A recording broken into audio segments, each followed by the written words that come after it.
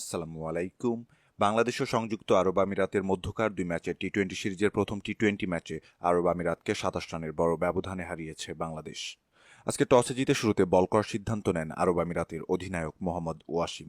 টসে হেরে ব্যাট করতে নেমে ওপেনার তানজিদ হাসান তামিম ফিরে যান দলীয় ১৩ রানে ব্যক্তিগত ১০ রান করে। তবে এক প্রান্ত আগলে রেখে দুর্দান্ত খেলেন পারভেজ হোসাইন ইমন, তাকে সঙ্গ দেন লিটন দাস। লিটন দাস ব্যক্তিগত ১১ রানের বেশি করতে পারেনি। লিটন দাস প্যাভিলিয়নে ফেরেন বাংলাদেশের দলীয় ৪৯ রানে। তবে এক প্রান্তে ঝড়ো ব্যাটিং করেন ওপেনার পারভেজ হোসাইন ইমন, তাকে মিডল অর্ডারে সঙ্গ দেন তাওহিদ হৃদয়, মাহেদী হাসানরা। তাওহিদ হৃদয় ১৫ বল থেকে ২০ রান করে প্যাভিলিয়নের পথে হাঁটেন, জাকের আলী করেন ১৩ রান। তবে এক প্রান্ত ধরে রেখে নিজের সেঞ্চুরি পূর্ণ করেন ওপেনার পারভেজ হোসাইন ইমন। মাত্র ৫৩ বলে নিজের সেঞ্চুরিটি সাজান ৯টি ৬ ও ৫টি ৪-এর সাহায্যে। অবশ্য সেঞ্চুরি করার পর নিজের ইনিংস লম্বা করতে পারেননি পারভেজ হোসাইন ইমন। ব্যক্তিগত ৫৪ বল থেকে ১০০ রান করে আউট হন দলীয় ১৮৫ রানে। আর বাংলাদেশ পায় ২০ ওভারে ৭ উইকেট হারিয়ে ১৯১ রানের বিশাল সংগ্রহ। ১৯২ রানের জবাবে ব্যাট করতে নেমে দুর্দান্ত শুরু করে ইউএই।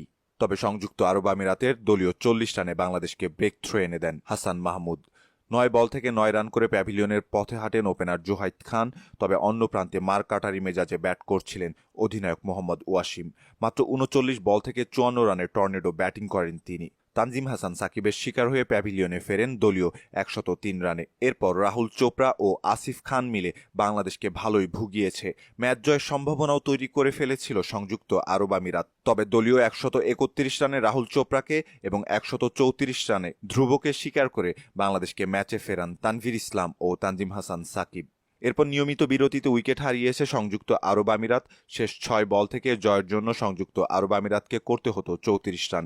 এমন কঠিন সমীকরণের ম্যাচে শেষ পর্যন্ত ২০ ওভারে ১৬৪ রানে অল আউট হয় সংযুক্ত আরব আমিরাত। ফলে প্রথম ম্যাচে ২৭ রানের বড় জয় পায় লিটন কুমার দাসের নেতৃত্বাধীন বাংলাদেশ। সম্মানিত দর্শক, এই ছিল আমাদের হাতে থাকা সর্বশেষ ক্রিকেট আপডেট।